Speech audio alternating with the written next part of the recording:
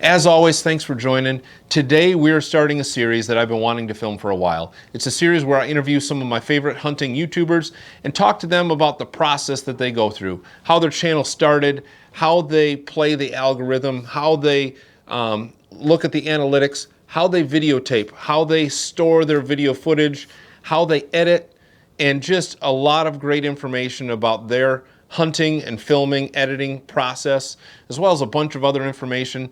So we're starting this series off with Dave over at The Hunting Farmer. He has been filming and on YouTube for years and years, and it's really been cool to follow along with him. And I was excited when he accepted the invitation to join the podcast. So just follow along on today's podcast. All right, well, today we're going to be talking with a great hunting YouTuber that I've been following for a few years.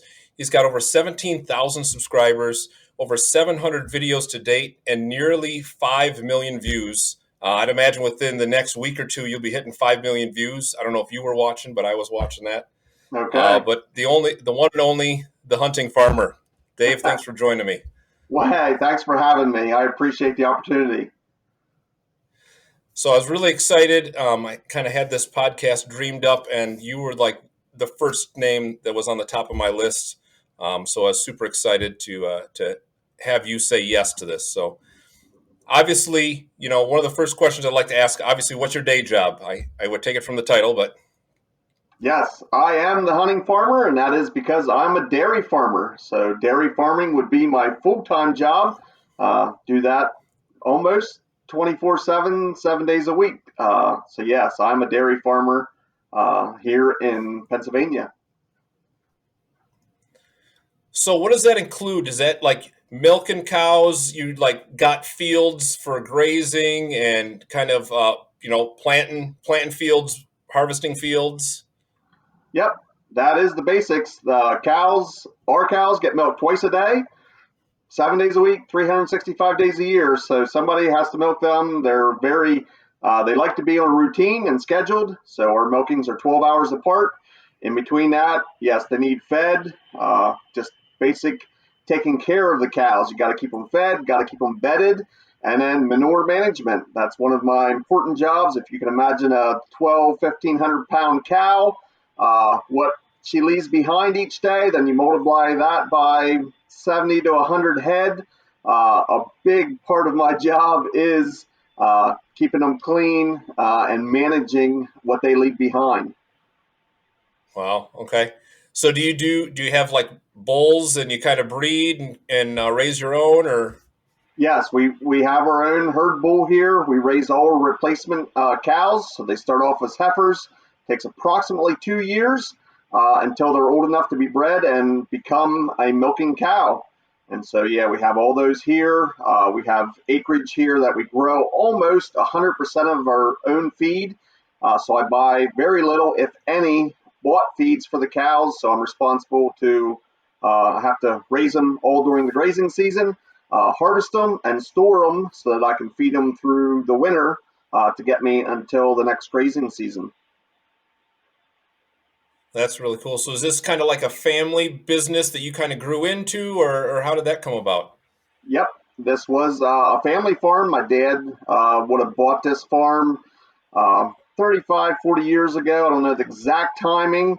And then approximately 25 years ago, my wife and I took over. We bought the herd of cows from my dad, bought his line of machinery and the necessary tools. At that point, we were just renting the farm from him. And that's how we got started. Since then, we have bought the farm and yeah, still plugging away, milking cows, dairy farming.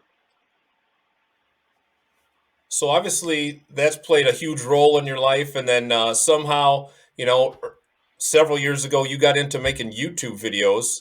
And so I want to just talk about kind of like, obviously you spend some time on YouTube. So what kind of channels do you generally watch? Are you watching farming? Are you watching hunting? Yeah, I'm really drawn to the hunting portion, the farming. Although because I do it, it's not as fun to watch. My hobby is hunting. So if I watch farming, it's too much like my work. So I really am drawn to anything outdoors. Hunting I watch fishing, camping, a little bit of anything. I watch a lot of variety on YouTube when I'm simply on there watching different channels. Okay, so do you watch other sorts of videos? Like I find myself sometimes watching a channel called like Think Media that kind of helps you grow your channel and think of strategies, or are you just kind of just I'm going to film what I want to film, and if people like it, they like it, and it is what it is. It's probably the latter. I honestly can say I don't think I've ever watched a think type or a growth type video in my life that I know of. It probably is a shame on me, and I probably could grow more, or there's probably a lot of useful information out there. I just simply have never watched anything like that. I make my type of video, I sort of have a goal or a mission in mind, and that's what I make. So growing up around a farm, I'd imagine that hunting was also maybe part of your life growing up. Maybe you could tell me a little bit of your background in hunting and how that started and how it's grown throughout the years. Yes, I, growing up, have hunted or was involved in hunting as long as I can remember. I don't ever remember not hunting, so it's sort of just a part of who I am. When I was of the age at 12 years old, back in the day, there was no mentored hunting or anything like that. But when you turn 12, you could get your own hunting license. I, of course, got it right when I turned 12 and have been hunting ever since. My dad was a hunter, but mainly just whitetails and not definitely not as dedicated as I am. But I vividly remember tagging along with him for many years before I could even get my own license. Once I was old enough at 12, got my own hunting license, spent a ton of time with friends and family. It was definitely a big tradition. It still is, but spending time with friends and family hunting, I don't ever remember a time not. I've hunted every year since I was 12 years old. Okay. What would you say is your favorite type of hunting? More of like an archery hunting, rifle, shotgun, muzzleloader, flintlock, even for you? Yeah, I definitely enjoy archery the most. I was kind of a late bloomer into the archery. I really didn't get into archery until 20 years ago, 15, 20. So for the first 10, 15 years of my hunting, I didn't archery hunt at all. So I was already married. I had a couple of young kids. I don't remember their exact ages, but I can remember my first archery deer. I was holding at least my daughter or my son, and they were 1 or 2 years old, if I had to guess. They're probably about 18, 20 years ago now. But so I was a little late getting into archery, but that is by far my favorite. It's just my favorite time of the year. The deer are less pressured. It's not as cold out, and just a more enjoyable time to be in the woods, in my opinion. And I really enjoy archery hunting. Okay. Talking about family, obviously you've got some kids. Do those, if you want to talk a little bit about your kids, are they involved with the farm? And they go out hunting with you and stuff? Okay, yes, I'm actually married. I've been married for 25 years. I know I don't look like I'm even 25 years old, but yes, I've been married for Yeah. 25 years. I have three children. They're 23, 21, and 19. My oldest, my son is married, so I have a wonderful daughter-in-law. My daughter is about to get married, so I'm going to gain a son-in-law, and they're slowly but surely leaving the nest, and that's leaving more and more work for my wife and I here on the farm. So they do help from time to time, but not near as much as they did as they were growing up. They all have their own full-time jobs now. We do enjoy hunting together. So from time to time, I don't spend as much time in the actual tree with them like I did as they were growing up. I spent a lot of time Right. filming them and tagging along and taking them hunting. Now, sometimes they take me hunting rather than me taking them hunting. Well, that's cool. So, would you say kind of brought them up in the woods as well, taking them out all the time, turkey hunting and deer hunting, and Yes, they would have grew up in the age of the mentored hunting here in PA, so they could hunt for a very young age as long as they had a responsible adult or a mentor taking them with them. I think they were around 6 or 7 years old, each of them, as I would start to take them out. I can't remember their exact ages when they got their first deer, especially my sons. My daughter would tag along with me, but has never shot a deer with me. But each of my sons would have taken multiple deer now, some on their own, but a lot when they were a very young age. We would take a bunch of snacks and pow into the ground blind and do our best to sit as still as possible, which was a Oh full-time yeah, job with kids. for sure. I know that struggle. I have two girls that I've tried to take out hunting, and they very much don't enjoy it the way I do. So know that pain. I feel that exactly. So why don't you tell me a little bit about the history of your channel, like how long you've been making YouTube videos, kind of how it started for you. Um, you know, I think looking back, it's obviously you've been doing this for a while, so maybe you could walk us through some of that history. Yeah, I would originally opened my channel or opened an account, I think back in 2010.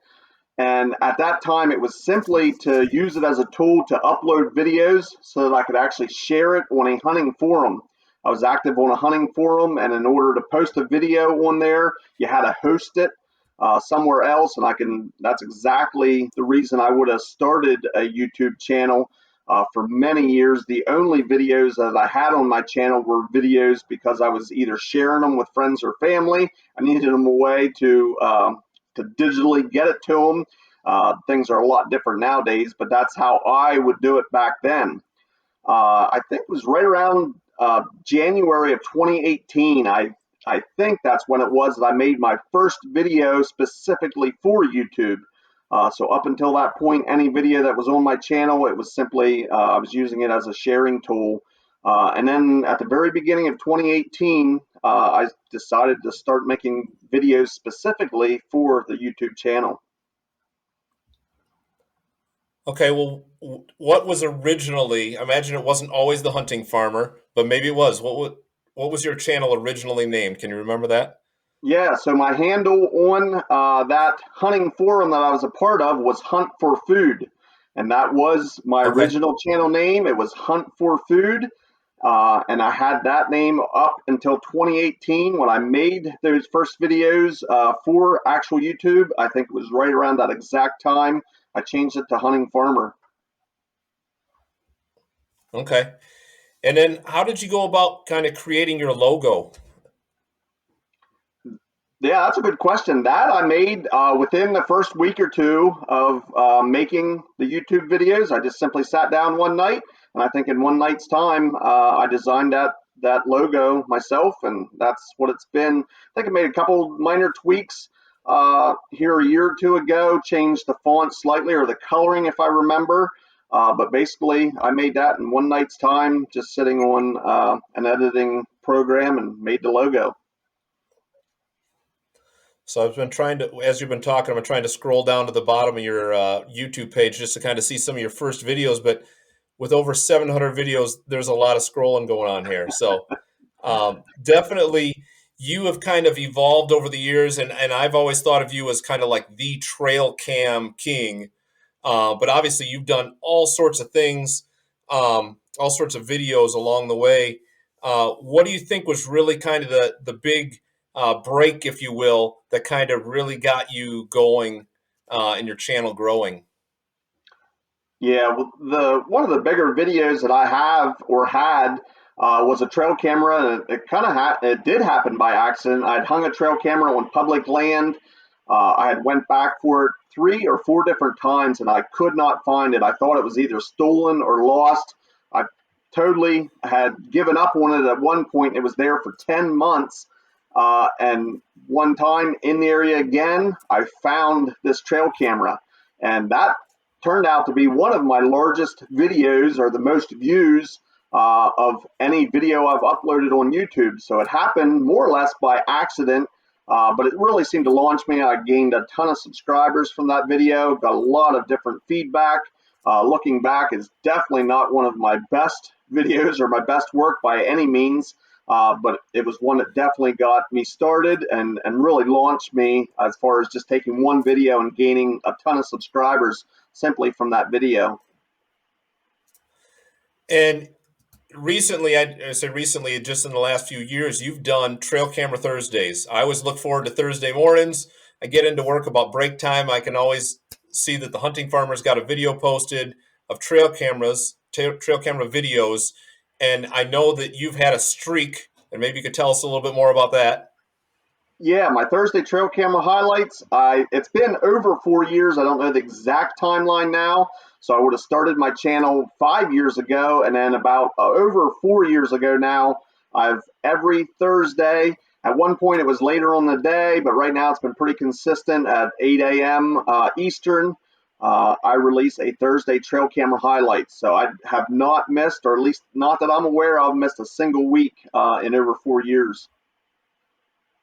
And that is really cool. That's a lot of dedication, because I know it's not as easy as you just stick your SD card in and you just made a video. I'm sure there's a lot of work going on behind the scenes of pulling just those dedicated videos and putting them all together in your software. Just the dedication to do that. And then a lot of times you're doing another video along with that during the week.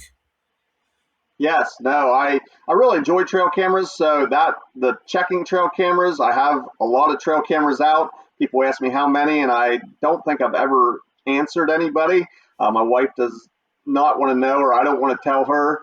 But all joking aside, I have a lot of trail cameras, so I have a lot of footage. And from near the beginning of my channel, I knew that could be my bread and butter because it's consistent. I always have trail cameras running 365 days a year. So I know I'm never going to run out of trail camera highlights because every week I'm checking trail cameras and have new footage. So that really became my main staple. Just to know that I'm going to have that footage, not have to worry where it's going to come from or what I'm going to do. I have thousands of videos. It's not thousands every week, but thousands per month. That I sort through and then pick out the highlights for that highlight reel. That is definitely really cool. I know my wife has caught me watching those, and she's like, "Seriously, you were watching someone else's trail camera?" Yeah, I am. Busted, huh? So I think, oh yeah. So this is a perfect segue. You had no idea that this was coming, but I have set up trail cameras behind me in honor of the hunting farmer. So I thought we would do a quiz and see if the hunting farmer can name that camera. So we've got camera number 1. Can you name that brand? That looks like a cutty back to me. So this, it's an old school Wild Game Innovations. However, I do know what the cutty back, it looks very similar to that. Okay. Yep, that square had me thrown off. How about this guy? That looks like a stealth cam of some sort. Definitely nailed it. That is a stealth cam. And, oh boy, what are we going to go for? We're going to have to get a better webcam if we're going to have to get into too many more details. Oh boy. All right. Oh yeah, you're probably a little grainy. Yeah, no, I will say this. That would look like a dual lens iZeeker. That is the iZeeker that you recently just reviewed, and I had the opportunity to win, which was very cool. Oh boy, hopefully I don't knock these all over. Wow, that I don't know. You might have stumped the hunting farmer. I'm not sure. I will say, a budget camera, you can usually pick them up in a 3-pack. Yeah, I would have said stealth cam at the top, but I'm not sure. Is it a Wild Game Innovations? It is a Muddy. Okay. And I believe stealth cam and Muddy are kind of like paired companies, I believe. So they are owned by the same my stealth. Okay, yeah, my stealth camera cell camera can is the same as the Muddy one. I know that. Yep. Oh boy. All right, one last one.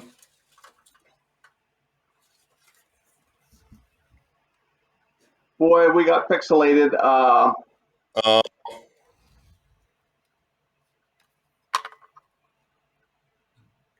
Well, that's a good question. I'm not. Is that another? That would almost seem like a wild game, but we already showed one of them, so I'm not sure it is. Yes, I Oh, shouldn't have grabbed it, but you nailed it. It is indeed a wild game innovation. So the okay. hunting farmer sticks up to his name, was able to name most of those cameras. I did have a We wild got a card that couple if of you were them. getting them all, I was going to stump you with this one because I've never even heard of this one. Someone bought this for me cheap off of Amazon, and the brand is You Can Fix It. There you go. I was like, man, I have to apparently wonder this where they come breaks a up with lot. the names Apparently, sometimes. I really don't know where they come up with those names. I just chuckle sometimes at some of the names I hear and some of the names I see on these trail cameras nowadays. oh yeah, for sure. So when you first started, I kind of skipped some of the questions I had planned on, but you first started versus now.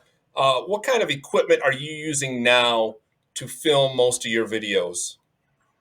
So it does vary. On my self-filming hunts, I use a camcorder. So it's a Canon G60. It's new this year, I think it was. I believe that's the first new camcorder I've ever bought in my life. I bought a lot of used ones over the years. I typically would go for a used because I could buy a better quality camera within my budget. With my Yeah. monetized channel, I'm able to upgrade some of my equipment and it can actually pay for itself. So I'm using a Canon G60 for my self-filming camcorder. Most of my reviews, or if you see inside my studio type shots, it's a DSLR and it's also a Canon, the SL2. Um, so those are my two main cameras that I use. I'm not really married to Canon, but it's kind of what I'm used to. And once you get used to something, you know their settings and their quirks and different things, so you sort of stick to it. Okay. And then what about like second and oftentimes I've seen in your hunts seems like third and fourth angle cameras. Yeah, I use a lot of action cameras. Name not name brand. I have honestly never owned the big GoPro action camera, so I just use a lot of cheaper action cameras. I have dozens of them, maybe. I'm pretty rough on them. But so yeah, anything from Cam Park back several years ago was Victure. I use XTU. A lot of different brands. Honestly, I think they're all probably made in the same factory because they're very similar. But I use a cheaper action camera for a second and third view. I almost always have two or three action cameras running on my self-filmed hunts. So I'm kind of definitely getting off my line of questioning that I had. But what about like I've struggled with GoPros, and I really this last year I actually have a video I'm working on right now about a different action camera I'm going to be trying. What about turning those things on while you're self filming? How are you turning those things on in order to capture yourself, and as well as keeping those things running, especially GoPro's battery life? Are you using external battery sources, or how are you doing that? Yeah, action cameras in general are notorious for bad battery life. The cheaper ones I have are even worse. So I use external power when I'm self-filming my hunt. When I'm getting up in the tree and getting set up, I'm plugging them into an external power port, usually a 10,000 milliamp power pack, and I hit record and they record the entire time. If I'm hunting 4 hours, if I'm hunting 8, if I'm hunting 12, the longest I've hunted was 12, 13 hours in one day. They're recording from the time I get into the tree until the time I'm done. And they're running, I simply set them and forget them. So I have pick out my different angles when I'm first getting set up, plug them into that external power, hit record, and I don't touch them again until the hunt's over. That's got to be much easier. Seems like I've not gotten a kill on film yet. I've struggled with it the past 3 years, and I know I've lost several deer due to last minute, like, oh, I got to turn on the action camera, or I got to move the camera arm into place. And definitely, having that external battery source and obviously having a large enough SD card to just record the entire hunt takes that variable out of it for sure. That's a great tip there. I'm adding It that one does to my. work great. The biggest headache will be at the end of the hunt. You have a ton of useless footage. You're going to have to weave through that, keep what you want, discard the rest. Yeah, for sure. What about other stuff like when you're doing? I've seen drone footage. What kind of drone have you got? Maybe are you using a wireless microphone or a boom microphone for that? Camera arm, stuff like that. Yeah, I did. Well, after I got monetized, I think the very first thing that I bought for the channel with channel money was a drone. I was always wanting one. Uh, Never could really afford one or choose to afford one after the channel could pay for one. I bought a FIMI, I think it's called FIMI X8 is what drone I settled on. Definitely not the best drone out there, but it does the job for me, and I really do enjoy flying it, although I don't use it as much as maybe even I thought I would. For my self-filming hunts, I use a Fourth Arrow camera arm. I bought that, or I got it around Christmas time, right before I made the first videos for my YouTube channel. So I think it was Christmas of 2017. I got that Fourth Arrow arm. Been using the same arm. I upgraded the base, I think, a time or two since then. So yeah, the camera arm, the drone. As far as microphones, I do have a boom mic. It would be a Rode micro boom mic, and then I use cheaper lapels. I think maybe they're Purple Panda or something like that. Um, Good audio is important, although I struggle with getting good audio, or at least according to some of the comments that I get on my channel.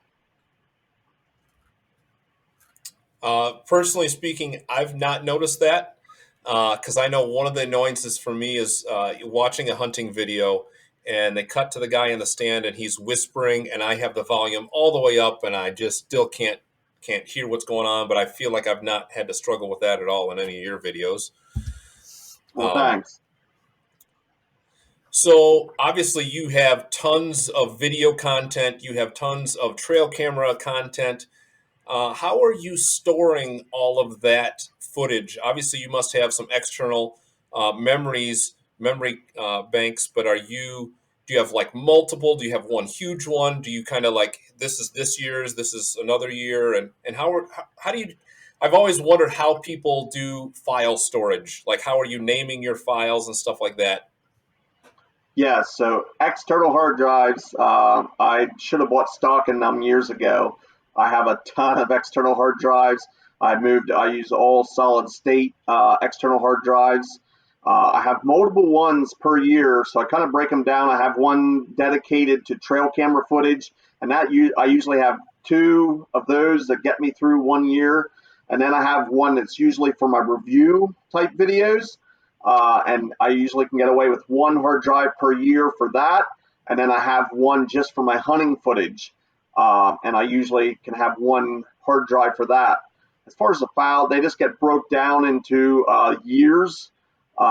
So those hard drives each have a year on them. I actually mark the outside of them so that I can keep it straight because once I find a pretty decent brand of hard drive, I sort of stick to it. So I might buy a whole pack of them and they all look identical. So to keep them straight, I mark them.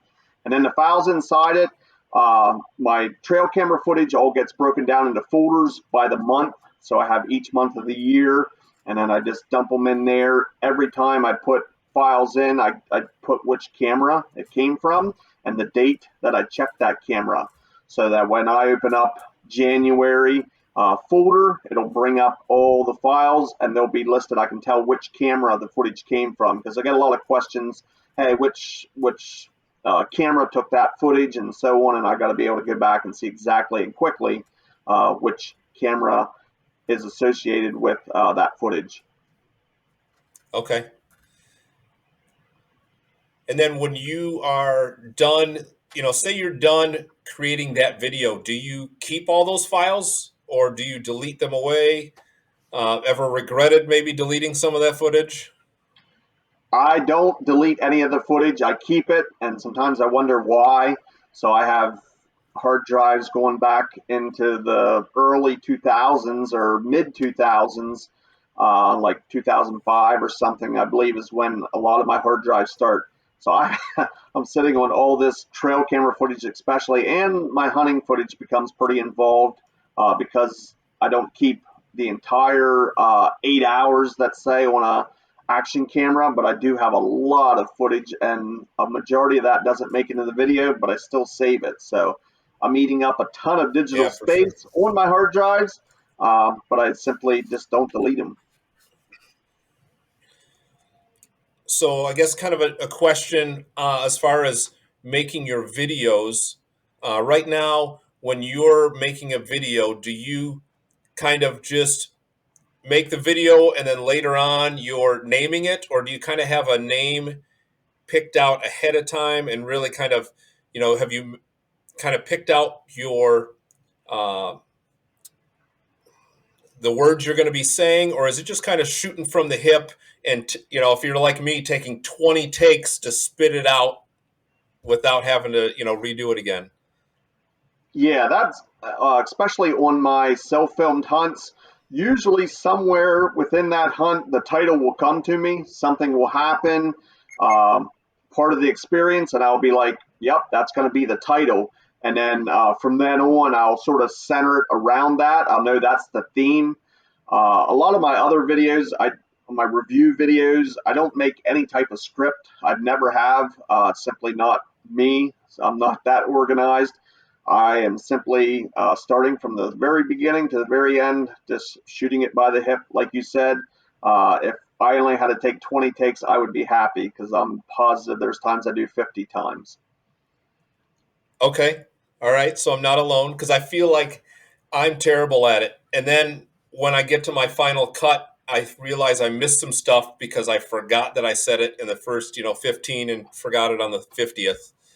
And Yeah, it makes definitely for struggle with that. an editing nightmare. And there's been a few times where I tried to make a script and kind of follow it. I'll hang it off the tripod, and it's very obvious that I'm reading, and even I can't watch it. So, um, Yeah, no, definitely when I watch your videos, I'm impressed go by the ahead. guys that can do the to read them like that, or to come up with a script. I think that's great, and some can pull it off. I cannot. I simply don't want to take the time to write a script. And like you, I would never follow it. I'd be lost after sentence one. I just get the rambling, so it would do me no good.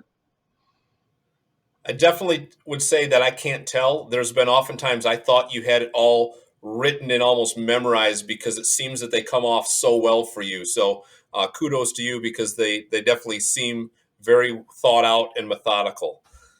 Well, the one that actually makes the cut was probably my 50th take, and by then I do have it memorized. Yeah. As well as like a lot of the videos that you do, especially your review videos, I find that they are extremely well thought out and well tested. Like there's several things that I've thought like, oh, I would test it this way, and then I watch your video, and I'm like, well, his way was way better. I can think back to, you did one trail camera review in specifically, where you were testing something about night pictures, and you had 4 or 5 trail cameras set up, and you had a light bulb going back and forth all night long, and just amazed. I was like, "Holy smokes, that's a lot of work you definitely put into it," and then you're filming all of that happening at the same time. So really cool to see some of your out of the box ideas. Yeah, and I am creative. I wouldn't have thought that before I started YouTube, but I like to think outside the box. So I am not one to see what somebody else is doing and then try and copy that. I've never had a problem coming up with ideas. Trying to pull them off might be a different story. But yeah, I love thinking outside the box, making something unique, something I've never seen before. And I like to, if I'm doing a trail camera video or review, I like to do it the best I possibly can. So I challenge myself to think outside the box and to make it better and different than anybody else out there. So when you've finished edit or not editing, you've finished filming your videos, you've downloaded them onto your cards or your external memories, and you're about to edit. What software are you using? So I personally use Pinnacle Studio. I've started that many years ago, long before YouTube even. I didn't really mention, but I've been self-filming for much longer.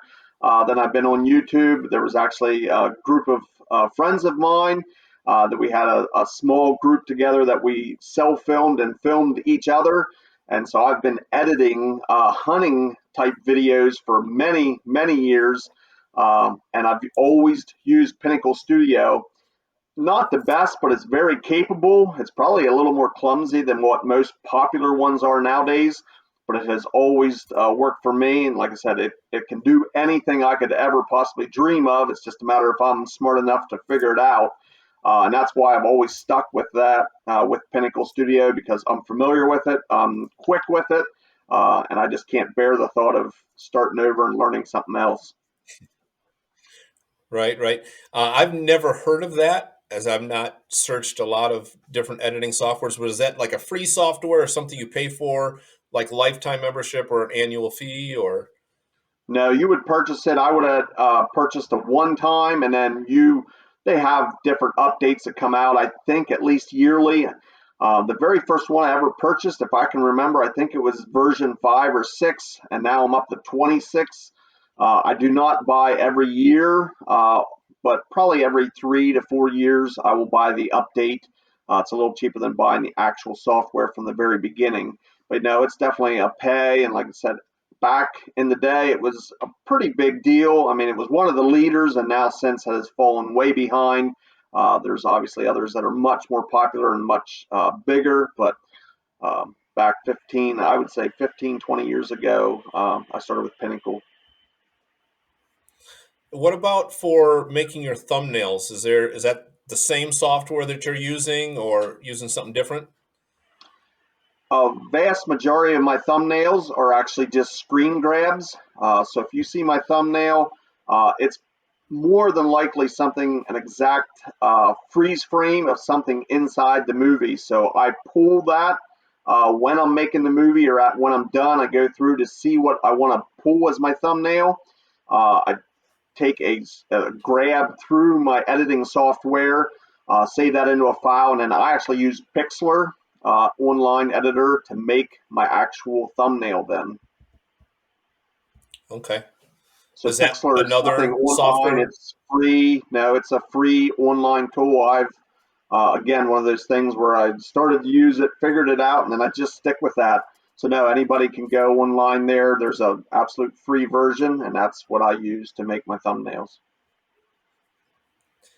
Okay. And then you've kind of already alluded to it, but how, on an average, how would you say when you get done filming for, say, a review video, how much would you say of your actual footage makes it into the video?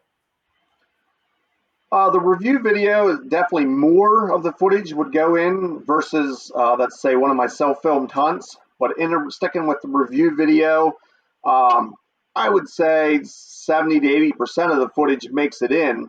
Now, I put a lot of time into maybe just one specific shot.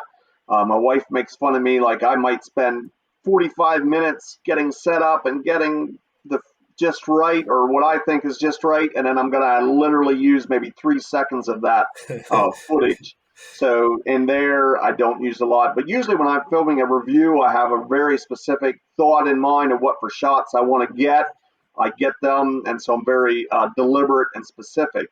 On my self-filmed hunts, I try and get a lot more creative, so I have all these thoughts going through my mind, even maybe during the hunt. That's how I pass the time. I'm like, oh, I should do this, this, and this, and I'll try all of them. Later on, I only realize, nah, I didn't really like any of them, or maybe just one of those.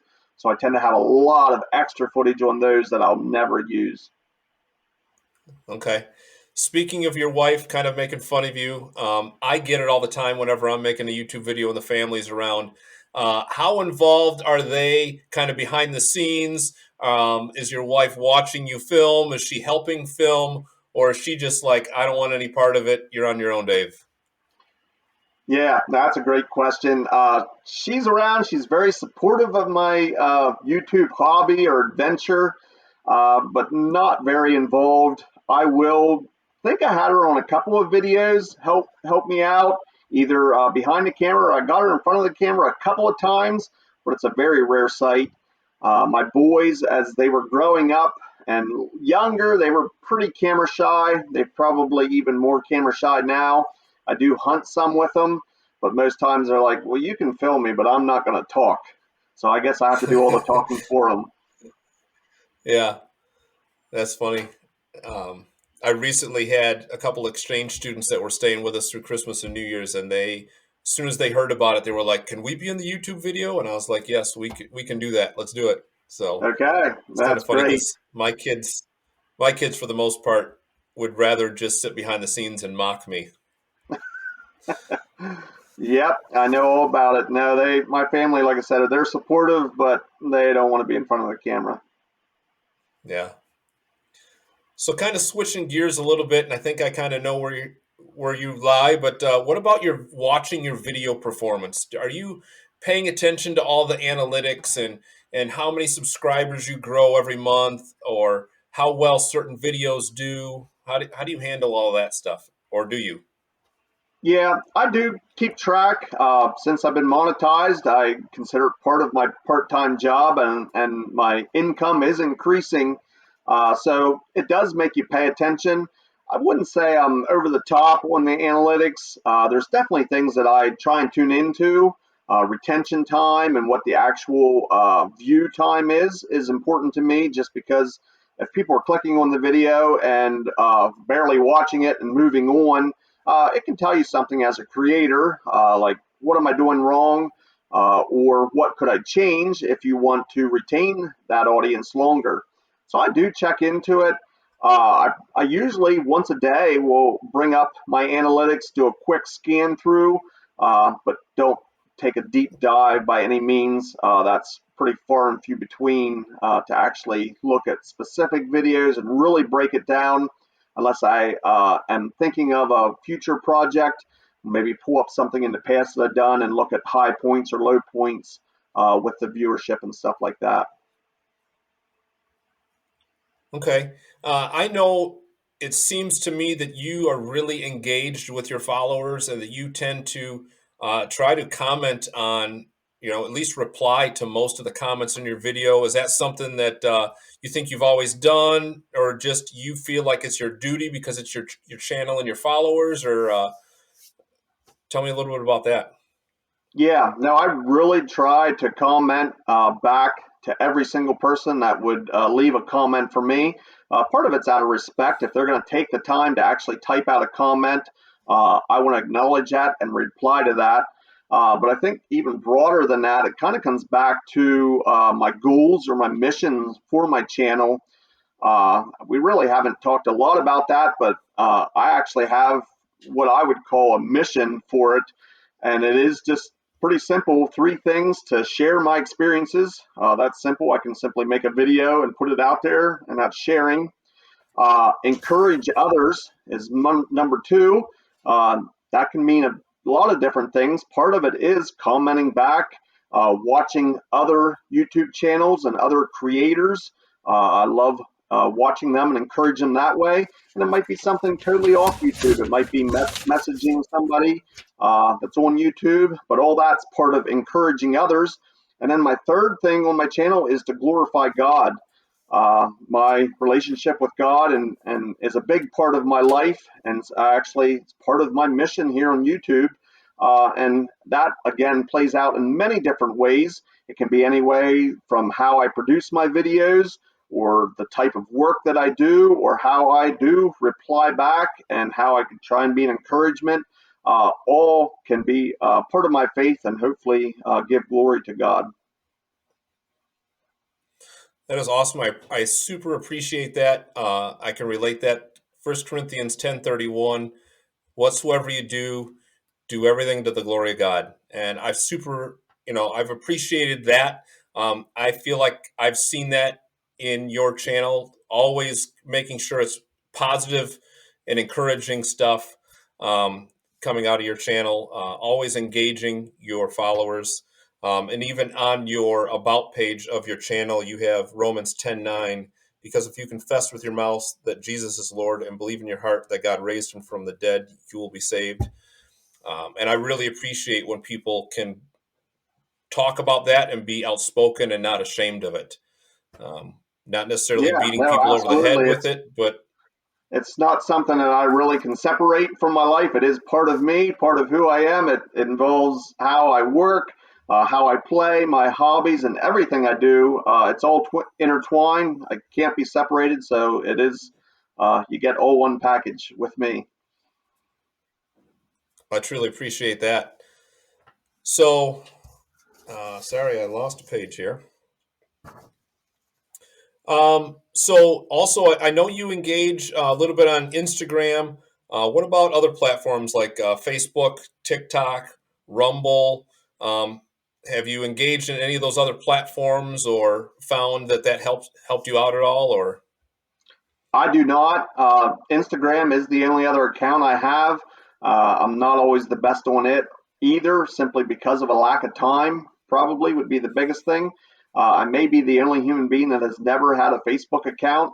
Uh, I simply am never on there. I don't have an account. I'm not on there at all. So any of the other accounts, I don't.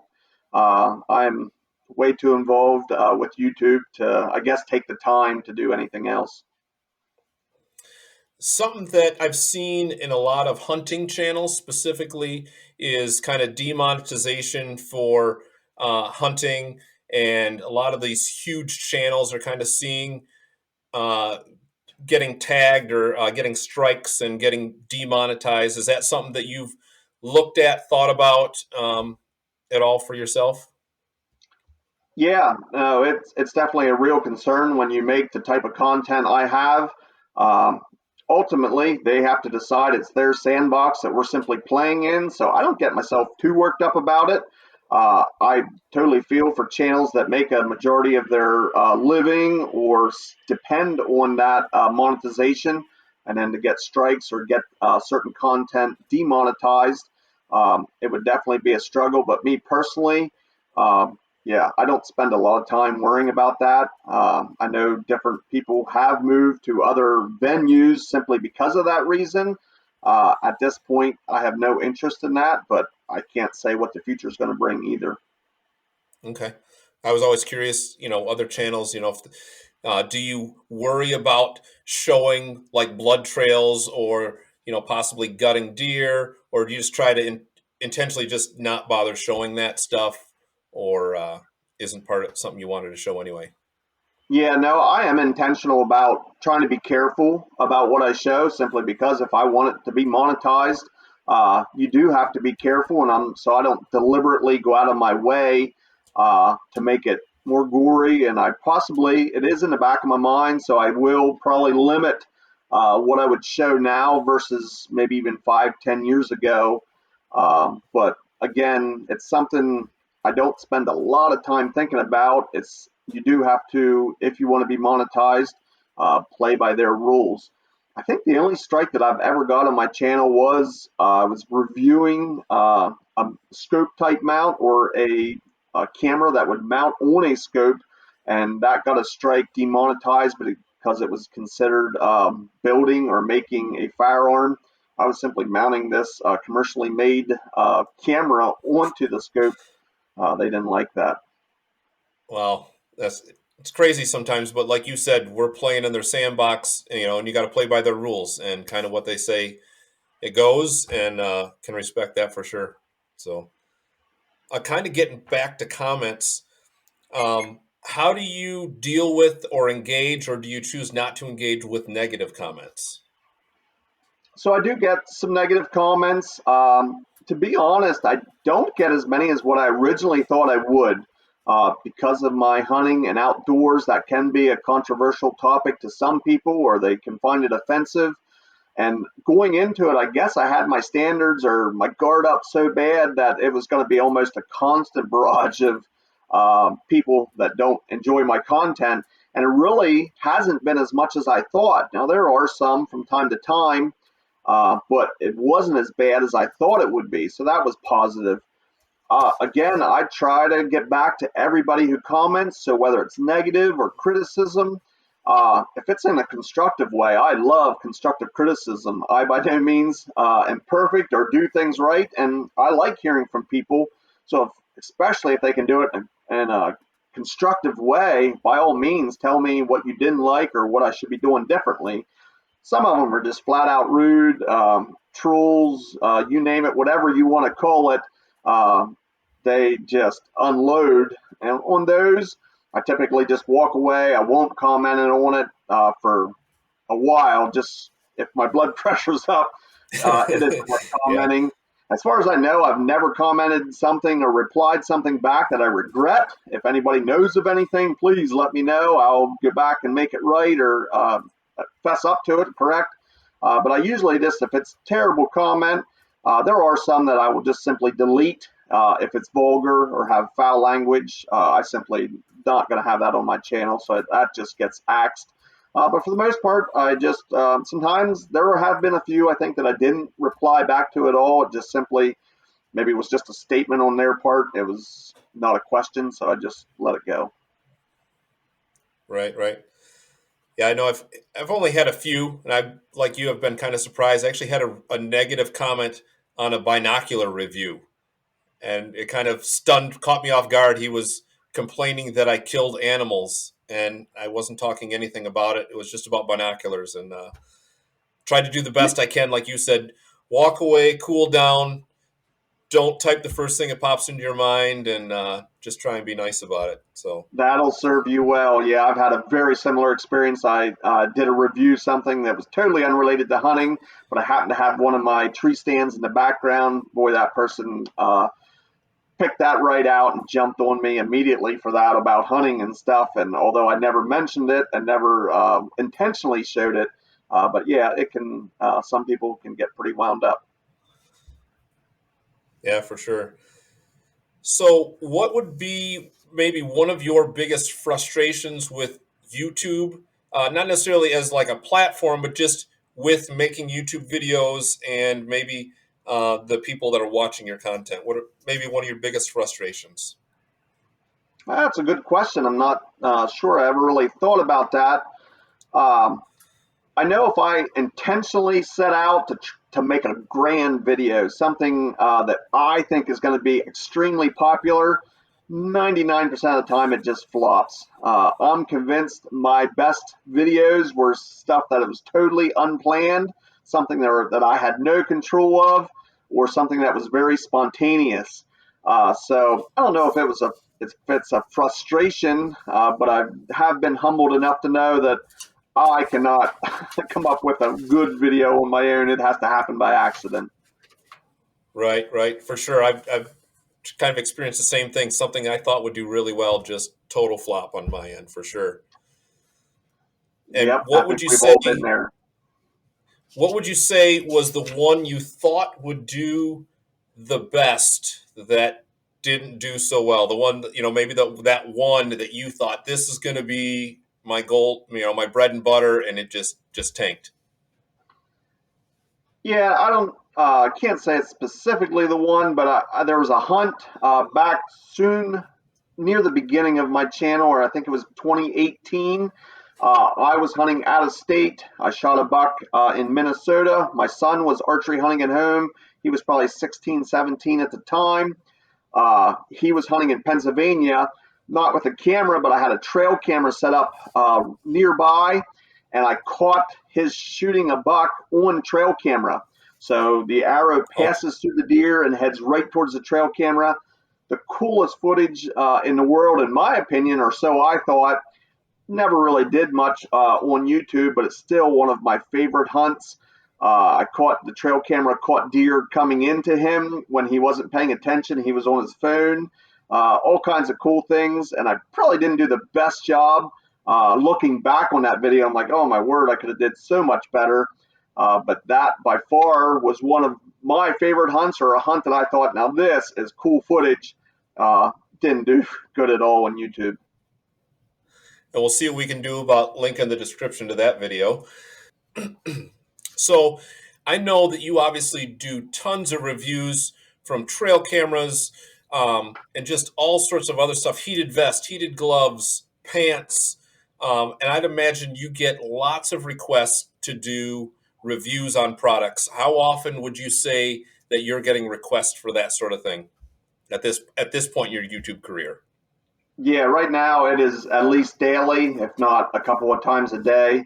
So on average, 15 to 25 a week are the requests I would say that come in. Wow, wow, that is awesome. Because I know I have a very small channel compared to you, and I've had, I think, 5 or 6 items that people have requested me, and I'm like, holy smokes! If they're requesting this teeny tiny little channel, I can only imagine the amount of stuff that's hitting towards your way. What would you say is probably the weirdest thing you've ever been asked to review? Oh, that's another good question. Definitely, probably kids related, kid toys or something like that. Like totally unrelated to anything that would be on my channel would probably be some of the weirdest stuff that they would have asked me to review. That's funny. I know I had done a review for a trail camera, and they had asked me to review a few other items, and then they had asked me to review a cattle prod. And I know I contacted you. I'm like, hey, any interest in a cattle prod? Which you quickly let me know is illegal to use here in the U.S. Yeah, or at Um, least for me, and yeah, my organic operation would is a big no-no. I know my wife said we could test the cattle prod. She could test it on me if I wanted to get it. Uh, and I Yeah, honestly debated on it, but I decided that was not a video I wanted to make. yep. I actually use will do very few of the ones that I'm requesting. So if it made it onto my channel, I actually at this point have I have my own requirements in order for them whether I would do that product or not. So very few percentage, a low percentage of the one I actually get asked to do will ever make it to my channel. Okay. I that was actually a couple of my other questions. Like, obviously, there's a lower percentage of the products with hearing how many you get requested, and I've Yeah, got to no, I'm imagine. guessing it's 5, maybe 10% at the very most. And again, near the beginning, yeah, I was flattered that they would ask me as I put worth to my work and to my channel and to my content. I can be a lot pickier and only working with certain companies, maybe that would meet my criteria or meet. Um, I sort of feel like the ball's in my court, and so I get to they should be auditioning to try and get onto my channel, not like, hey, I have this free product, will you do it? Yeah, I would. That's all I would ever get done if that was the case. So I simply make them meet my requirements in order to make it onto my channel. That is very cool. So I know in the past few seasons you've had companies that kind of sponsor, and I don't want to get into any monetization that they offer you or anything like that. But obviously, you had this year has been Vanatic. Last year was Creative XP. And how was that working with those companies? And maybe tell us, maybe whatever you feel about sharing any of that information, how that worked for you. Yeah, well, for me, that's things that I pursue. I know there's probably other channels out there, and there are other channels that have companies pursue them. But when you talk about analytics and channel performance, that is some of the things that I use as a tool, and it is a tool. So I take those tools and can combine some information to show the effectiveness of my videos or a group of videos or my hunting videos. And then I actually pursue the companies for the most part in order to get these sponsorships. So yeah, they're paying me to have their name and to use their products throughout my hunting season. I can't believe I get paid to hunt now, but it is something that doesn't just fall into your lap or it hasn't in mind. I put a lot of work behind the scenes to make that happen. And I feel a lot of YouTube creators might sit back and just wait for that to happen. Maybe it will. Kudos to you if it does. I'm a lot more proactive. I work towards it, talk to different companies. A lot of times it doesn't work out. Sometimes it will work out. I've had companies approach me, and again, maybe our values or something didn't quite line up that didn't work out. But yeah, it's something totally new to me. I'm kind of learning as I go. Also, But it's been a fun experience. And again, I like to think outside the box, so I can be pretty creative about approaching different companies. That's very cool. I know I've been love seeing that these last two hunting seasons, with a sponsorship. Plus, it makes you now a professional hunter, right?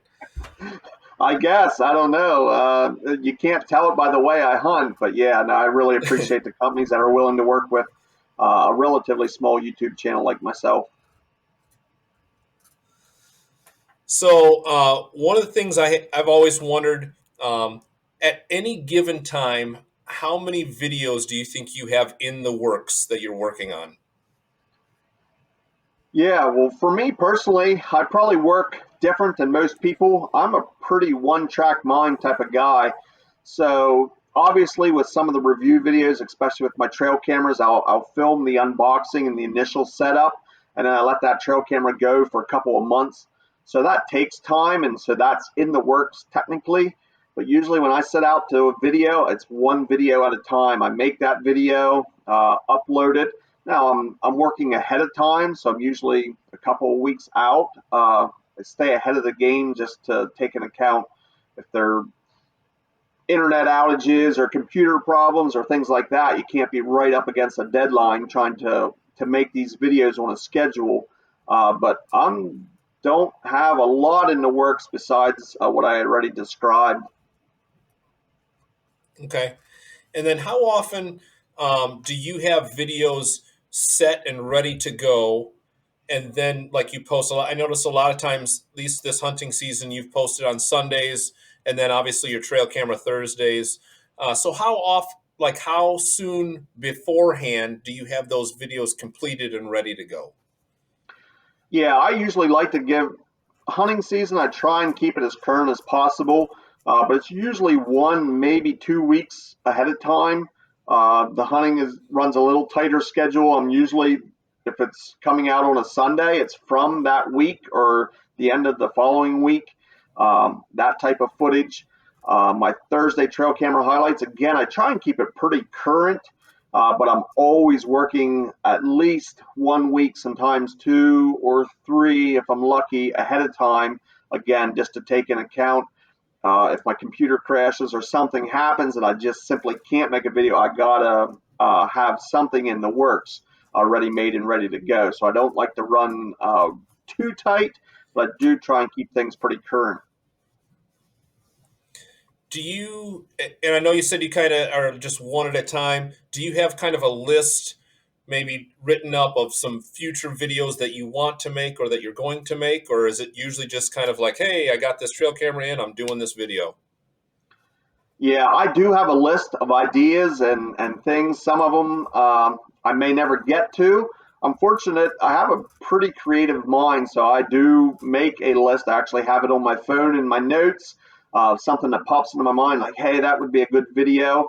I'll write it down in case there are times I'm thinking, oh, I wonder what I should do. I can refer to that list, but honestly, I don't think I've ever ran out of ideas. I have way more ideas than I currently have time to do. So that's a blessing because I hear some other content creators that struggle with that maybe or don't know what to do next or ask a lot of their audience, hey, what should I do next? I have never had that problem. I guess I'm thankful that I don't, but I have way more ideas than I ever have time, especially at this point in my life. Okay. Kind of getting off, kind of getting towards the end and wrapping up things. Going to just talk about some stuff like what is the craziest thing you've ever had happen while filming? Uh, Whenever you're self-filming, you have a ton of gear you're taking out. Inevitably, I forget something. So I can have $1,000 worth of or more worth of camera equipment, and I'll forget the battery for my main camera, or I'll forget the mount that's going to attach it to my camera arm. And it's like I am trying to make a decent video here, and I might as well just quit because I do not have, and it might just be something simple or little. I don't have it. I've used tape to tape my camera to the arm. I've done it all. But those are probably some of the craziest things that happen when you're trying to film, just simply forgetting something. or going out to do a review and making, okay, a mental list. I got to have this, my tripod, my mic, and then you just always forget something. I will tell you the one thing that happens to me way too often that you would think I would have learned it. How many times have you begun recording and never turned your microphone on? Yep, that happens. Or worse yet, talking to the camera when it's not actually recording, but you think it is, and you talk for the Oh, last 10 minutes only to realize it auto powers off and you had never hit record. yeah, definitely done that. If I haven't done it a dozen times in the last year, it's crazy. Yeah. So, craziest thing you've ever had happen on the farm? Oh boy, that's a good question. There's all kinds of things on the farm. There's things from I've had dogs fall into my manure pit already within the last year or two. Totally should not be in. Just a very small access hole where you would actually scrape manure down into a pit underneath our structure. And one of my dogs was with me, and has been with me for years and years. For whatever reason, that day he just fell right in. Almost had to try it in order to get in there, and that was luckily he lived to see another day. But I didn't think I'd be able to get him out alive. But so that's something pretty Oh crazy that boy. sticks out in my mind. So, I did a deep dive on your channel a while back, kind of looking through, and maybe you can kind of give us some of your favorite videos. Starting your channel off, your very first video that at least is on your channel, three-wheeler flips while pulling a sled. Yep. So that would have been one of those videos never made for YouTube. It was actually I was sharing it. The driver of that three wheeler would be my brother-in-law. It's my sister's husband was driving that three wheeler. I was filming him. He flipped, and then hey, I want that footage. I put it on YouTube and sent him the link way back when. So yeah, that's where that would have came from. And then you also have one of you appears to be at a monster truck show. Yep, would have taken the kids when they were very young to, I think it was in Harrisburg, Pennsylvania, if I remember correctly, and would have just been taking some filming footage and then sharing it with friends and family. And then another video I thought was kind of funny, tearing down a silo. I mean, that had to have been some fun right there. Fun and nerve-wracking. It's one of them things you don't want to tell your insurance company you're going to do ahead of time, just in case something went terribly wrong. But yep, we tore a silo down. So it's been really cool getting to hear kind of some of the history of your channel, kind of what you're doing currently. What do you think are some tips that you would give some of the smaller YouTube channels out there that maybe you've learned over the years that would help them grow? Yeah, if a channel wants to grow, again, like I had shared, I sort of have a mission, and those three things that I shared um, doesn't necessarily reflect on how many views I get or how much money I can earn from my channel. So I think that's important to make a realistic mission or goals. And I think a mission and goals are two separate things. A mission is something that I can do on each of my videos, and it gives me a purpose to make it.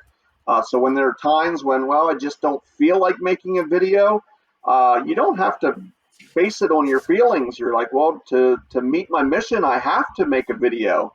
So I think if I was going to give advice or encouragement to other channels, it is to be committed, to stick with it, even when you don't feel like it. I think there's a lot of channels that go through slumps, take time off, and I'm not saying that's necessarily a bad thing.